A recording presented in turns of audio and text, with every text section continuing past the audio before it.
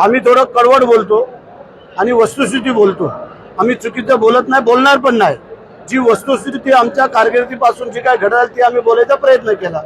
मग त्यांना कसं काय वाटेल भरत शेठ पालकमंत्री व्हावा, त्यांना वाटेल ना की वेगळा कोणतरी व्हावा, त्यासाठी त्यांना लकलाभ हो। सर ते म्हणजे स्वार्थासाठी पालकमंत्री पदाचा रायगडमध्ये वाद सुरू आहे। छत्रपती शिवाजी महाराजांचं रायगडमध्ये पालकमंत्री पदाचा स्वार्थासाठी वाद का? अरे ज्या मावळ्याने 2.5 वर्ष मंत्रीपद सोडलं त्या पालकमंत्रीपद किस बात की चीज आहे।